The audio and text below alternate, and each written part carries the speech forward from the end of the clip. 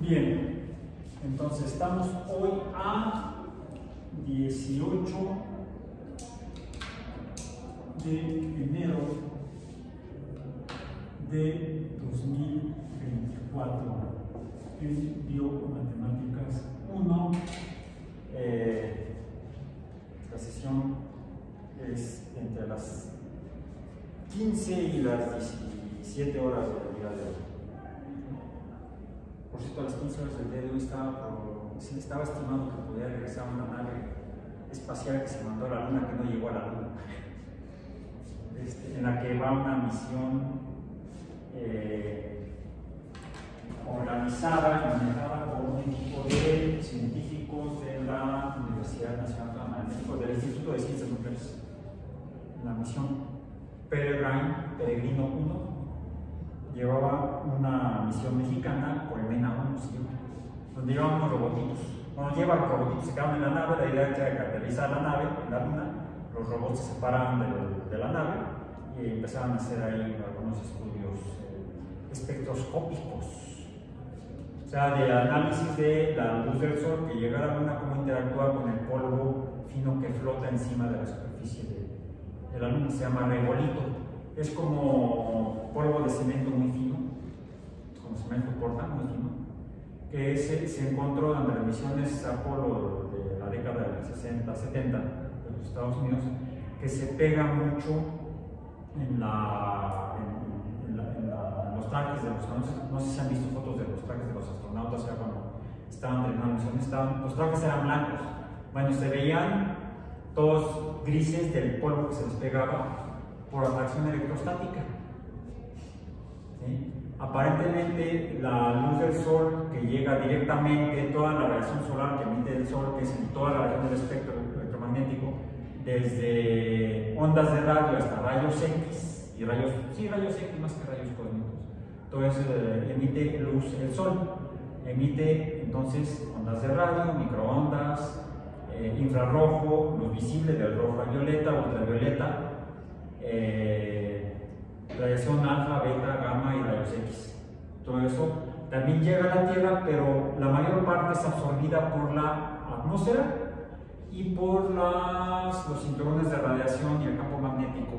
Más bien, el campo magnético de la Tierra, que ahí se quedan, muchas partículas tienen como propiedades eléctricas, tienen cargas eléctricas, entonces tienen como si fueran partículas eléctricas.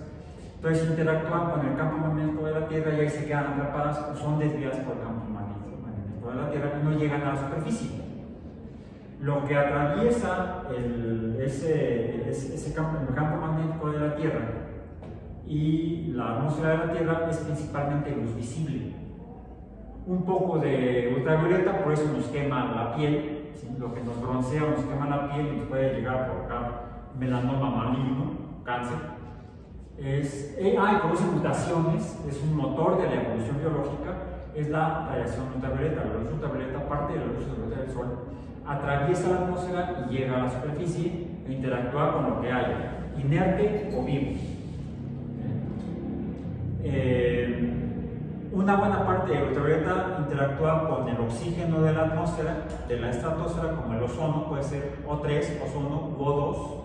Es absorbido parte de la ultravioleta por esos gases, pero el que no es absorbido llega hasta aquí e interactúa con todo.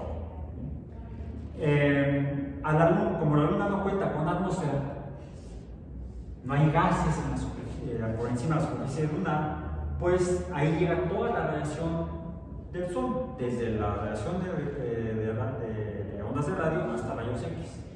Y parece que ese polvo fino que está en la superficie de la Luna, el regolito, entonces se carga eléctricamente.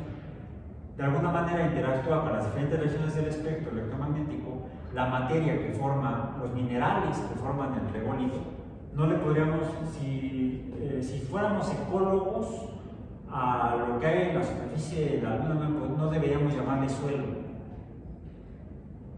Entonces, piso, superficie, lecho, no sé, pero no suelo, porque ecológicamente el suelo es producto de la actividad biológica. El suelo en la Tierra es producto de la actividad biológica. Bueno, el suelo se forma en la Tierra una vez que se forman los primeros seres vivos. Cuando empiezan a morir los primeros seres vivos, empiezan a formar el suelo. El suelo es un componente, es una materia formada tanto por compuestos orgánicos, es decir, compuestos de carbono de origen biológico, como materia o minerales no orgánicos, minerales no biológicos como silicatos, carbonatos no de origen biológico, etc. Bueno, eso en cuanto a algo que salió ahorita, porque estos robots que diseñó el laboratorio de instrumentación, laboratorio de instrumentación espacial del Instituto de Ciencias Nucleares de la UNAM, diseñó estos robots para estudiar la interacción entre el regolito y la radiación solar. La idea era que aterrizara en la Luna, el robot o la nave espacial, salieran a través de una especie de pequeña catapulta. Me parece que son 5 o 6 robots de 12 centímetros, son circulares, son celdas fotovoltaicas circulares, con unas ruedas mecánicas para que se muevan, y el robot, su tamaño máximo es como de 12 centímetros de diámetro. Se les llaman microrobots. Llevan toda la instrumentación microscópica, electrónica ahí para hacer todo lo que iban a hacer, y que fueron capaces de hacerlo, no en la Luna, porque no llegó a la nave a la Luna, hubo una falla en el sistema de propulsión de la nave espacial, y entonces llegó a la distancia que corresponde a la órbita de la Luna, 380.000 kilómetros aproximadamente, pero al no encontrarse con la Luna, pues no aterrizó, sino que de hecho entró en órbita de la Tierra, en órbita elíptica, una gran órbita elíptica, y ahorita al no haberse encontrado a la Luna, pues venía de regreso a la Tierra y debe haber entrado a la Tierra hace cosa de media hora más o menos.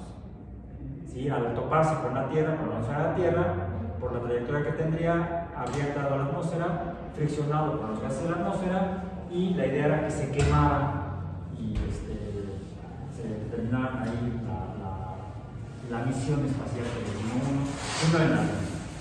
Aún así, aunque hubo una falla en el proyecto, la verdad que no hubo un problema con el sistema de propulsión, y algunos dicen, no, pues la misión fue un fracaso. No. En este caso, ese tipo de proyectos establecen lo que se llaman objetivos paso a paso. Se cumple, el primer objetivo era que despegara, ya, primer paso. El segundo objetivo, que saliera de la Tierra, El tercer objetivo era que se dirigiera a la Luna, también se cumplió. El cuarto objetivo era que se acercara a la Luna, ya no se pudo por la falla en el propulsor. Pero, si bien había un objetivo en la nave llevaba, de hecho, creo que como 8 o 10 proyectos independientes de diferentes instituciones, unas les digo las de la UNAM, otras de la NASA, había por ahí otra misión alemana y otra japonesa, proyectos científicos todos estos, que parece que pudieron obtener parte de los resultados que esperaban. Por ejemplo, lo que esperaban la gente de ciencias nucleares era ver si los robots funcionaban, en el sentido que se activaran, hicieran los procesos de transformación de energía, activaran los sistemas de medición medición de radiación de alta energía, y todo eso sí funcionó. No se alcanzó el objetivo último, que era estudiar el polvo lunar, porque no llegó a la Luna. Dicen los investigadores correspondientes que el proyecto alcanzó entre el 75 y 80% de sus objetivos originales. Entonces, a quienes han dicho que fue un fracaso de misión, no se alcanzó el objetivo último inicial, pero como proyecto científico alcanzó cerca del 80% de los objetivos científicos para los cuales fue diseñado. Entonces no fue un proyecto que se puede decir que haya fracasado. Esto no es solamente una desvariación de mi parte, como suele suceder en todas las clases, sino que tiene que ver con nuestro tema de hoy dentro de nuestro curso de matemáticas.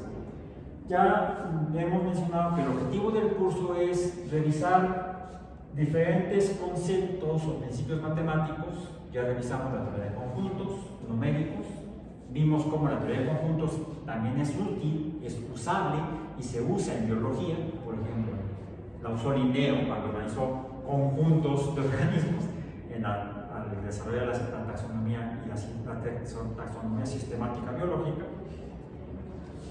Luego vimos los conceptos de las funciones matemáticas.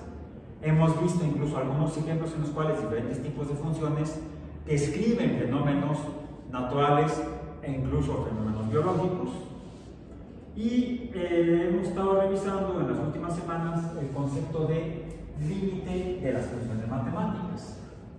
Límite de funciones.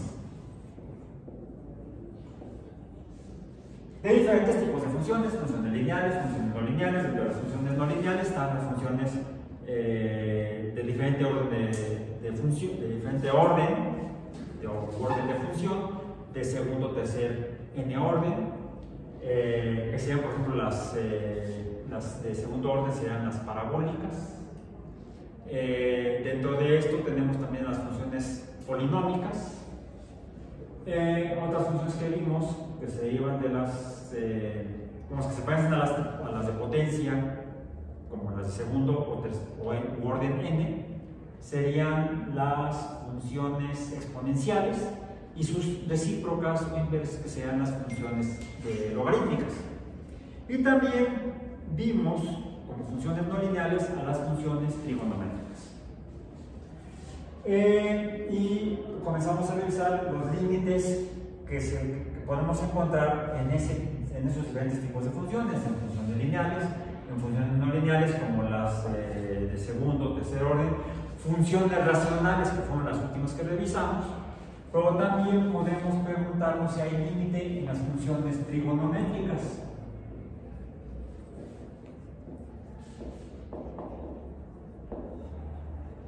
Pues las funciones trigonométricas, de hecho, como también hemos visto, describen fenómenos como la luz. Y la luz, de hecho, como fenómeno electromagnético. La luz es un fenómeno consecuencia de la existencia de la electricidad y el magnetismo en la naturaleza. De hecho, de la manifestación de ambos juntos, de la electricidad y el magnetismo, conforman al electromagnetismo, que eso es la luz. La luz es un fenómeno electromagnético que se puede describir, de hecho se describe mediante funciones trigonométricas. Las funciones trigonométricas vimos, por ejemplo, la función y igual al seno de x. Esto nos describe esta curva, esta línea no lineal, una línea no lineal. Ahí está, sí, estaba bien, me quedaba bien, más o menos, no más o menos, sino bien. Y aquí sería, aquí tendríamos y, cómo cambia y conforme cambia x. Aquí tendríamos el 0 de x y el 0 de y. Bien. Y ya vimos que al tabular esta función y igual al seno de x, se dibuja esta serie de curvas. Entonces, las funciones trigonométricas, primera afirmación, son funciones no lineales.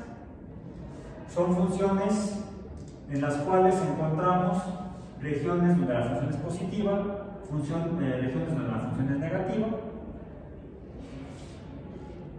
regiones donde la función es creciente, de hecho es creciente aquí, es creciente acá, y regiones donde la función es decreciente, regiones donde la función tiene valores máximos y regiones donde la función tiene valores mínimos.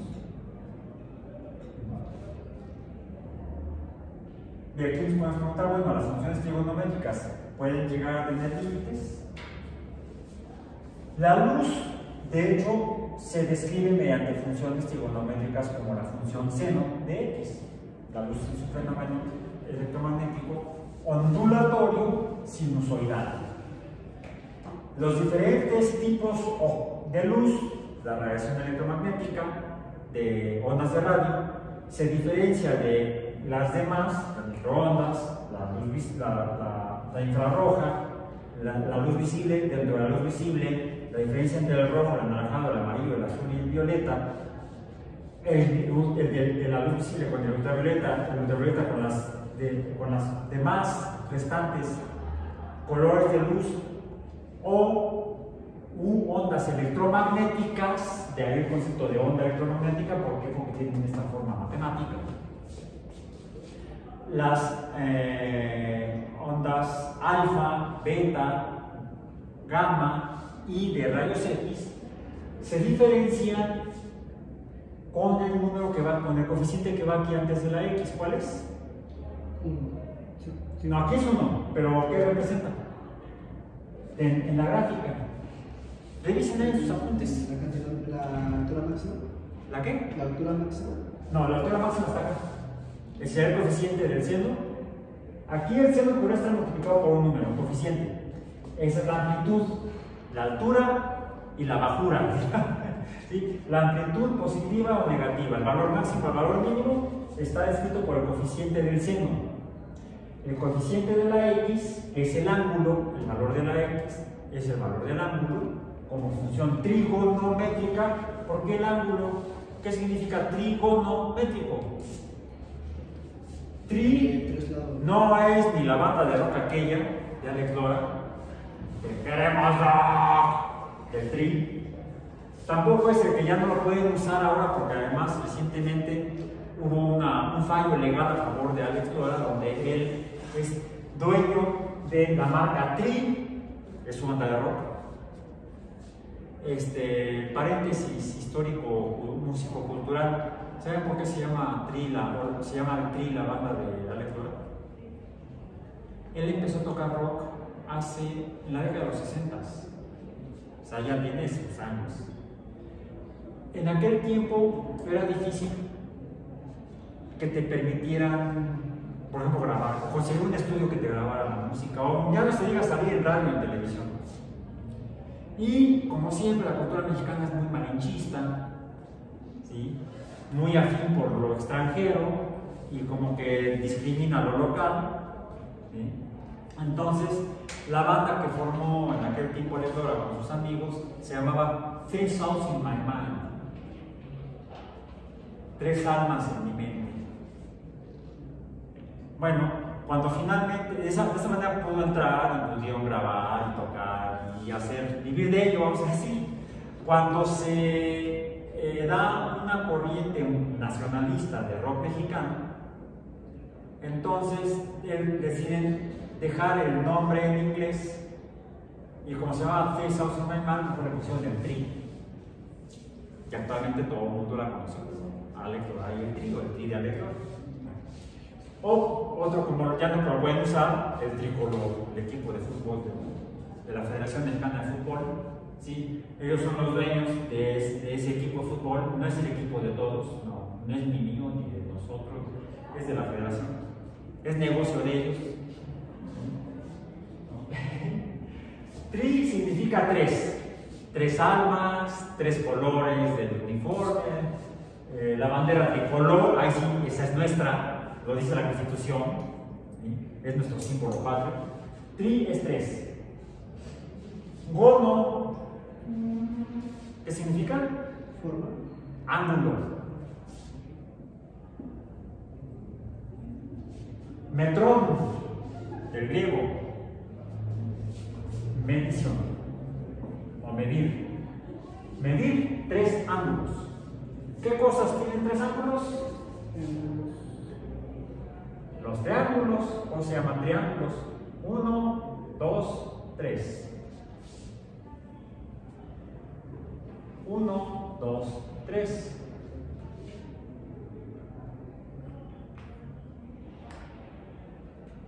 No me entiendo, yo quería que quedara un poco diferente.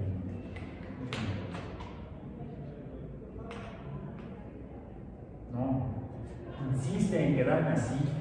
No quiero que sea como este. Ahí está. Pero esto lo hago más largo todavía para que este quede así. Aquí tengo tres lados aparentemente iguales, ¿sí? En magnitud, en longitud, y tres ángulos que tenían que ser iguales, estos tres. En todo triángulo con lados iguales en longitud, como consecuencia, los tres ángulos tienen la misma magnitud. Los medimos y miden lo mismo. Podríamos llamarle entonces a este, dado que los lados, la longitud de los lados miden lo mismo, ¿cómo le llamamos? Equilátero. Este sería parecido a un triángulo equilátero, no es exacto, pero se parece. Este, no es que este tiene que quedar, este tiene que quedar así, vamos a decir.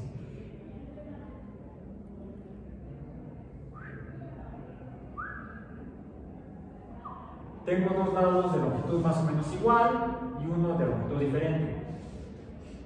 ¿Sí? Este tendría dos iguales y uno diferente. Sería un isósceles. Y este tiene tres ángulos diferentes, no, tres lados diferentes de longitud diferente. Este no tiene nombre. Bueno, como tiene una longitud diferente, este ángulo es obtuso y se le llama a veces como triángulo obtuso porque tiene un ángulo mayor de 60, mayor de 90 grados, mayor de 90 grados. Un ángulo mayor de 90 grados, dos menores de 90 grados. Todos estos, ¿cuánto miden? En todo triángulo isósceles, pero en todo triángulo equilátero, los ángulos miden 60 grados. Porque las longitudes son iguales. ¿Cuánto suma? 180. 180 entre 3, 60. 6 por 3, 18. La suma de los ángulos de todos los triángulos, sean equiláteros, obtusos o isósceles, es 180 grados. Bueno. Entonces, como se dan cuenta, hay algunas reglas muy constantes para los triángulos que no son similares o equivalentes a otros polígonos. O sea, de muchos ángulos, polígonos, muchos ángulos.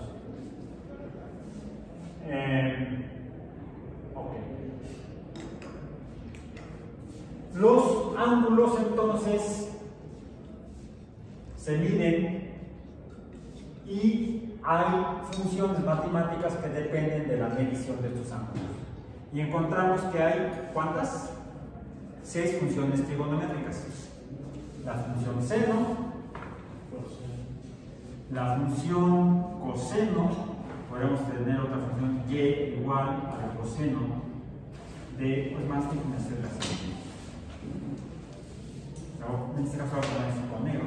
Sería y igual al coseno de x, la cual tiene esta forma. Tiene esta forma.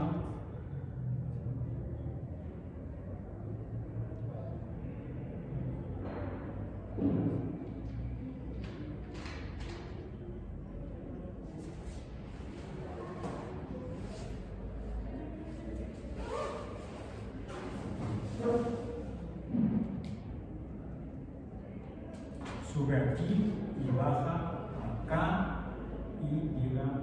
Bueno, aquí ya me quedó medio chueco. Está bien así. Esta es la función seno y esta es la función coseno. Entre el seno y el coseno sería como si una estuviera trasladada horizontalmente respecto a la otra.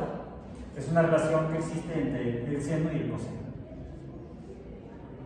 Hay otras 4 funciones trigonométricas que ya también las vimos o al menos las mencionamos, que sería y igual a la tangente de x, y igual a la cotangente de x, y igual a la secante de x, y igual a la cosecante de x. Esas son las 6 funciones trigonométricas. 1, 2, 3, 4, 5, 6. Algunas de ellas tendrán que hacer esta forma así, pero en formas más complejas. Tendrán algún límite por ahí? ¿Y tendrá alguna importancia desde el punto de vista biológico? Bueno, dado que la materia orgánica interactúa con la luz, la materia biológica interactúa con la luz, ¿sí es cierto? Sí. Pues sí, sino que es la visión, sino que es la fotosíntesis. En la fotosíntesis, dos colores de luz, la roja y la azul, interactúan con las clorofilas, ya sea en plantas vasculares o en plantas no vasculares o incluso en bacterias fotosintéticas. Todos esos organismos tienen dos tipos de clorofilas y cada una de ellas absorbe luz que se describe por medio de una función trigonométrica y cada una de esas clorofilas interactúa diferente con esos dos colores de luz que son el azul y el violeta, y el azul y el rojo. Y la diferencia entre el azul y el rojo es este coeficiente aquí, la frecuencia. La frecuencia. ¿Sí? La frecuencia que es lo que respecto a X, lo que tarda en subir y bajar el valor de Y. Por ejemplo, podríamos decir que, y fue un ejemplo que me parece que dimos en clase, si pusiéramos aquí la función y igual a el seno de, pongámoslo, de x entre 2 o un medio de x. Esto es equivalente, lo voy a poner así, a multiplicar la x por un medio. Sí, es lo mismo, 1 por x, x entre 2, x entre 2, x medio. Lo pongo así para que se vea claramente como coeficiente. Algún matemático nos podría que pasara por ahí y viera eso y nos regañara. No, eso no debe ser seno de x entre 2. No, es que yo quiero que se vea el coeficiente. Esta sería esta función. Déjenme ver la frecuencia.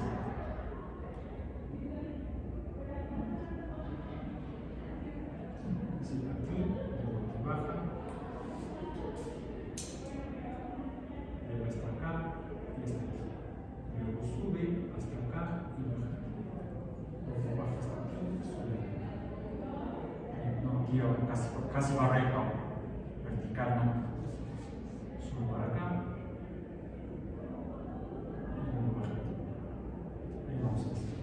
Es decir, mientras que la línea continua entre 0 de x y este valor sería un periodo,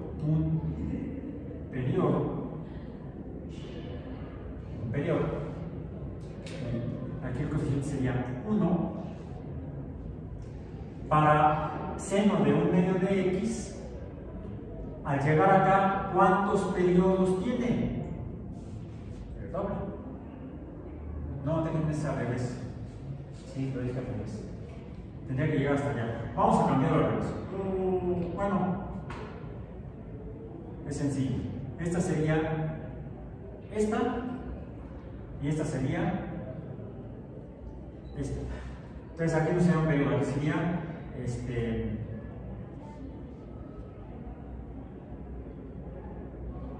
a ver, aquí sería un periodo. No, está bien, ¿no? Sí, lo dije. Sí. Sí. No, porque esta subido y bajado más veces. Aquí sería un periodo. Aquí es 1. Aquí sería, no, 1 sería 2. Aquí sería 2.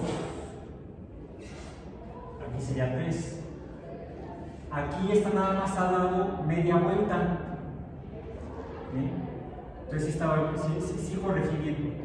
Esta es esta de aquí. De aquí a acá la frecuencia es 1. De aquí a acá apenas es media. Le falta la otra mitad.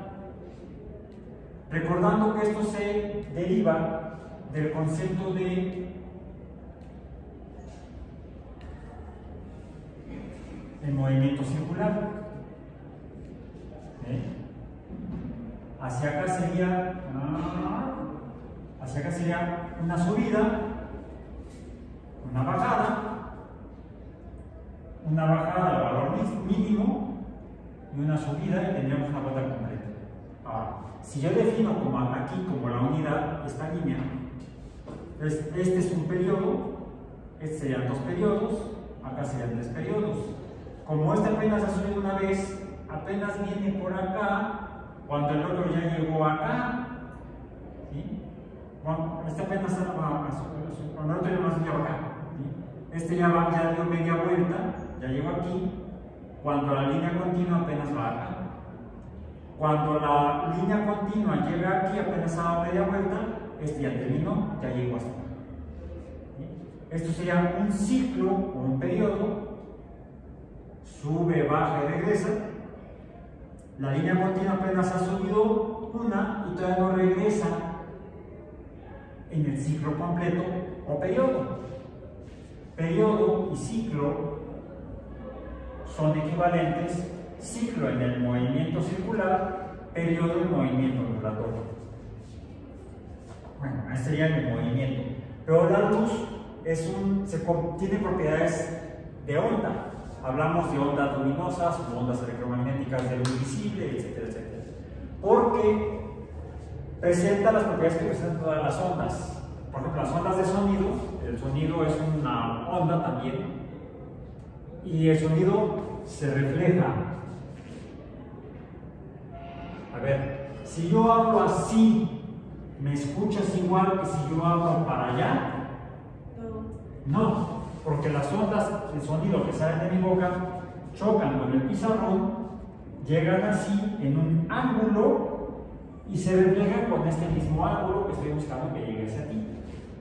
En cambio, si yo cambio el ángulo, aquí el ángulo es diferente, ¿no es igual así que así? No, es lo que llamamos el eco. El ángulo de incidencia es igual al ángulo de reflexión, propiedad de las ondas mecánicas como las ondas acústicas. ¿Por qué podemos ver el pizarrón? Pues porque refleja la luz blanca de las lámparas y del sol mismo, ¿sí? Aún apagando la luz de las lámparas, podemos seguir viendo el pizarrón porque entra la luz a través de la luz del sol a través de la ventana, no de manera directa, sino de la que está reflejada por todo lo que está allá afuera y de la que está dispersada por los gases de la atmósfera. Por eso vemos el cielo azul. Es otra propiedad de las ondas. Se reflejan, se dispersan, se refractan, etcétera, etcétera. Las ondas mecánicas tienen esas propiedades. Las ondas, la luz también. ¿Qué debe ser la luz? Debe ser algún tipo de onda. Entonces la luz por eso se puede describir mediante funciones trigonométricas, que son las que nos describen cualquier tipo de luz.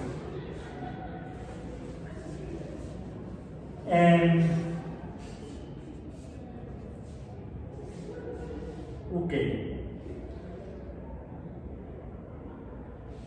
Hay otro fenómeno que también pasa con la luz en particular, que es cuando pasa a través de rejillas muy finas.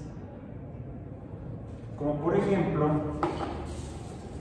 algunas que venden para poner en los lentes. No sé si las regalan, pero si no, las venden. Como este sí.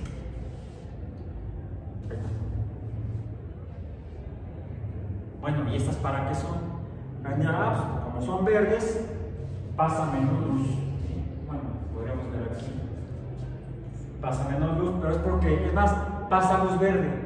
Ya no pasa toda la luz que conforma la luz blanca.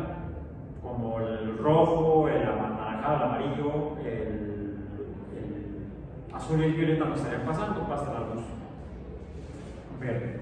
¿No pasa la luz roja? Sí, yo que tengo aquí un láser rojo. Vamos a ver si pasa la luz roja.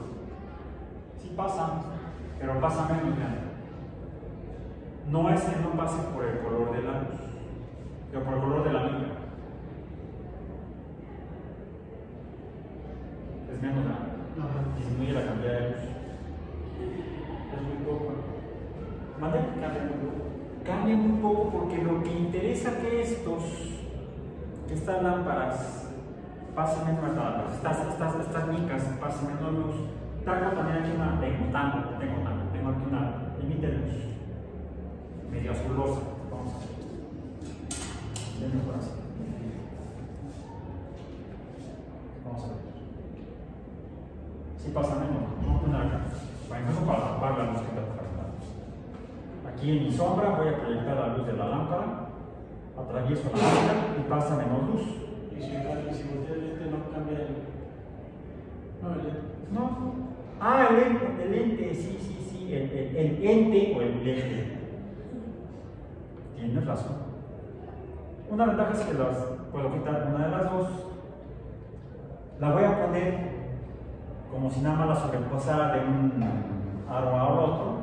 Y vamos a ver qué pasa. Pues todavía pasa luz, pasa menos, pero es por el grosor. Es el doble de grosor de pasar la mitad de la luz. Si tengo dos, que si tengo nada más una mica. Pero necesitas que la gire, que la rote. A ver, en lugar de que la meta así, la roto 90 grados y la pongo acá. Como si le estuvieran mirando de frente. Que le dé vuelta, en vez de que esté así. A ver, mira, vamos a ver. Están así. La roto 90 grados y la atravieso. Vamos a ver qué pasa.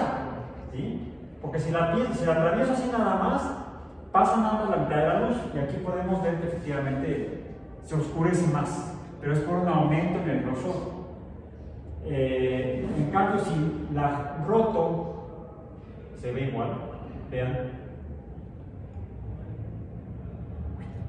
No, pero yo decía. Ahí cambia, fíjate. Ahí está. Ya no pasa ni la poquita que pasaba si solamente la sobrepongo. ¿Ves? Ahí pasa, ya se ve un poco verde. Cuando la roto 90 grados, ya no pasa ni eso. ¿Cómo hacías tú? ¿Era eso? Es que les decía para que simulara que fuera de frente, digamos. De frente, no importa. No importa si es del lado cóncavo o del lado convexo. Mira. Fíjate. ¿Ok? Prácticamente lo mismo. Sí, hay un poco la forma en la que sale, se desvía un poco diferente. Eso sería refracción. La refracción depende del ángulo de la superficie y del ángulo con el que llega la luz y del ángulo por donde sale. Eso es la refracción. Además de la densidad del material. Son las dos variables de las cuales depende la refracción. Como la reflexión depende del ángulo, pero a diferencia de la reflexión, la refracción también depende de qué tan denso sea el material.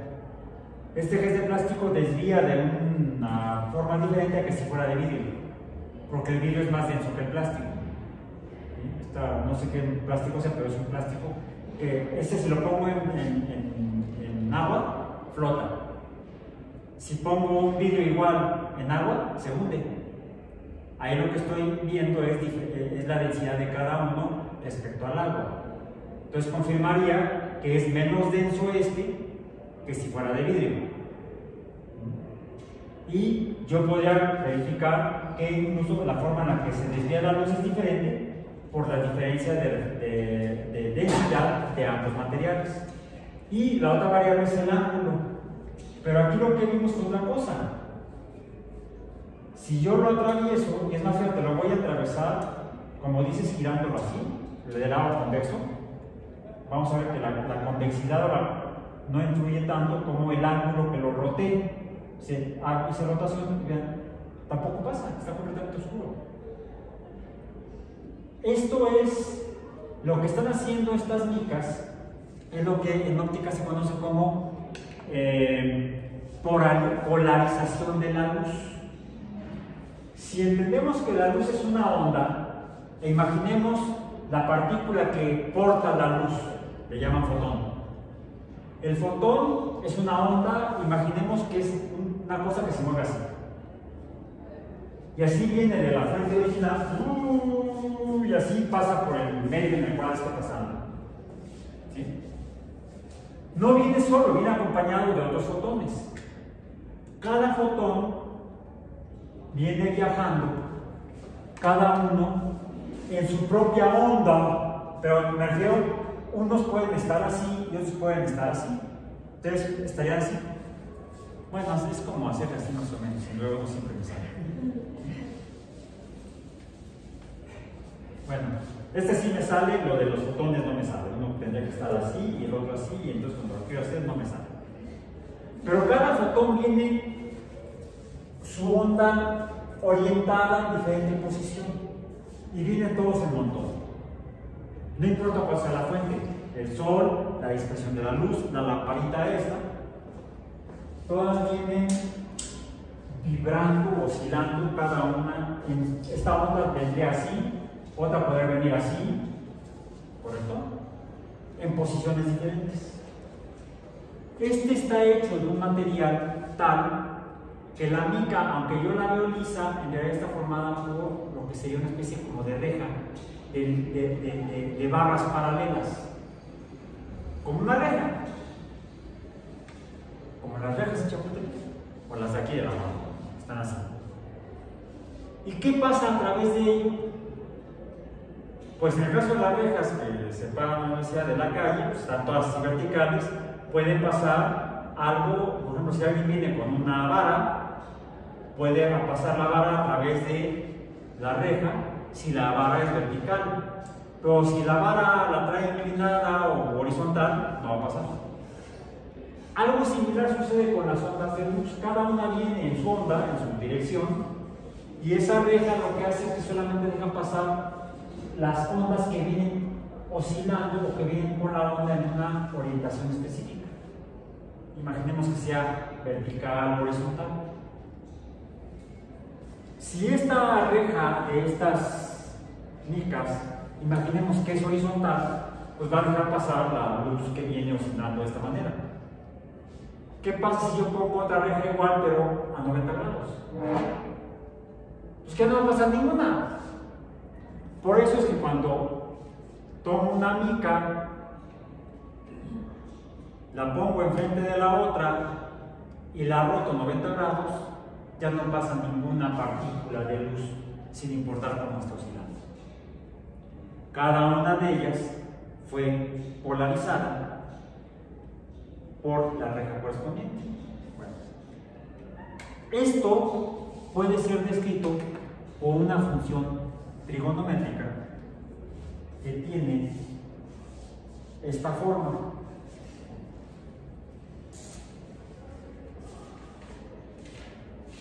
Y igual a el seno de x, más tengo que escribir diferente, porque es una función trigonométrica racional, es el seno de x entre x.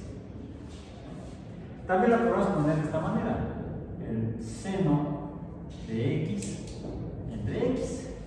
Es lo mismo, pero como lo que hice yo aquí. ¿Sí? Bueno, quedémonos con la forma más breve. Esta de acá.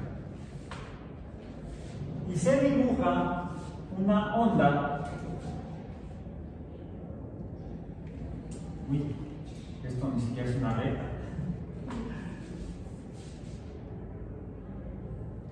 Ahí ya es un poco mejor. Que tiene más o menos esta forma.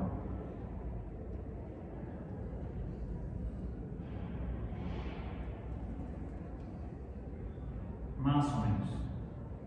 Ahí está.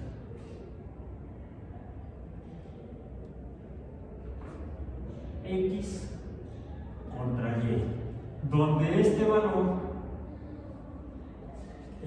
sería igual a 1.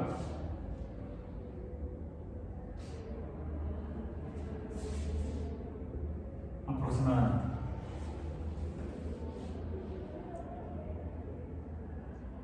Porque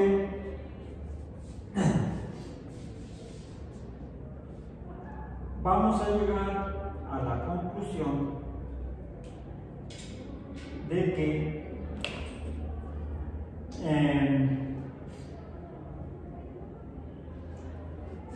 el límite de la función seno de x entre x tiene un límite cuando x tiende a 1.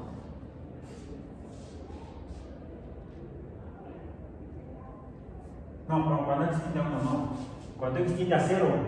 Sí, aquí es el 0 en x, ¿no?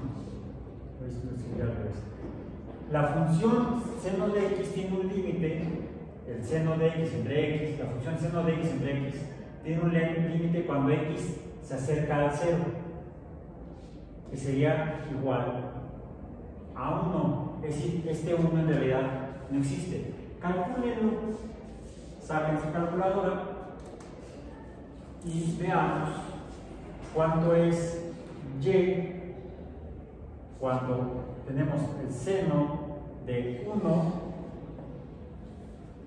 entre 1, ¿qué da?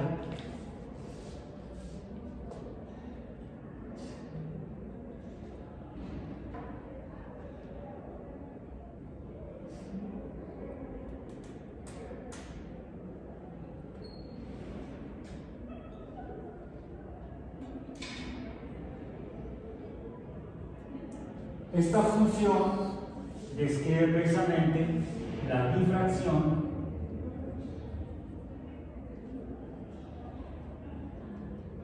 de la luz.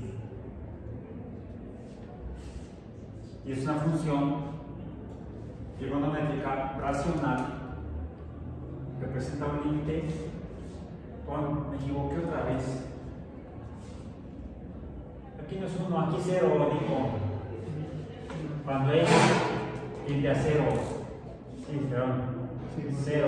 Me está regañando ahí, no sé quién. Te estás equivocando, El seno de 0 entre 0. Luz de entrada, ¿qué sucede aquí? No se puede. ¿Cuál sería el valor? Calcule, ¿para qué sería? ND. ¿Bien? La función no es definible, no es definida. Y es igual al seno, un número cercano a 0 sería 0.9 entre 0.9 y otro, calcúlenlo, y igual al seno de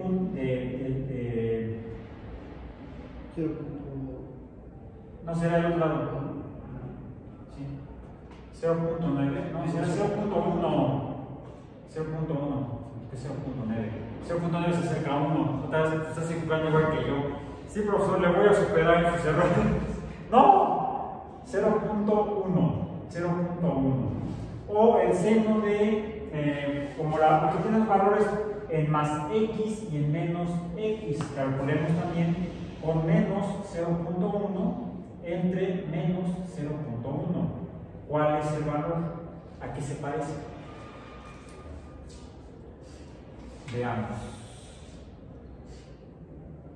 No, apreté yo otra cosa. Calculemos, bueno, yo no puedo comparar con el positivo porque recuerden que tengo un chafa Apple. Chafa con calculadora.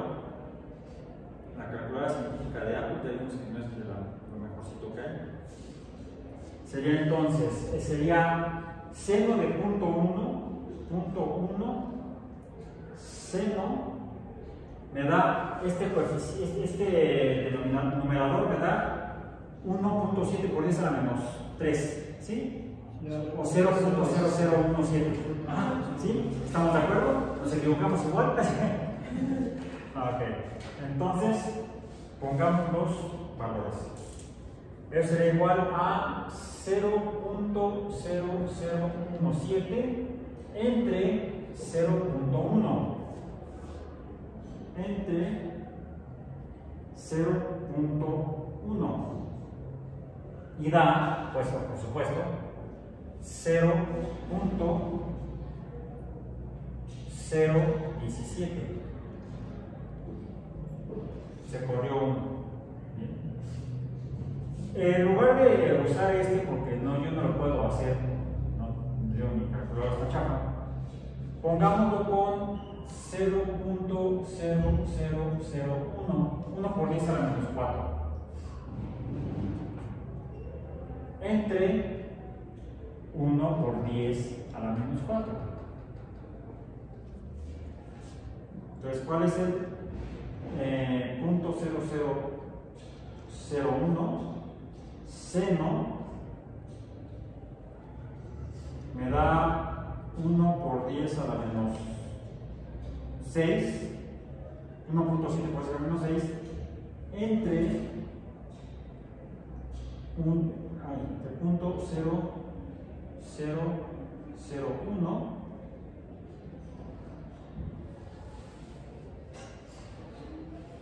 y se acerca y me da otra vez esto parecido a esto.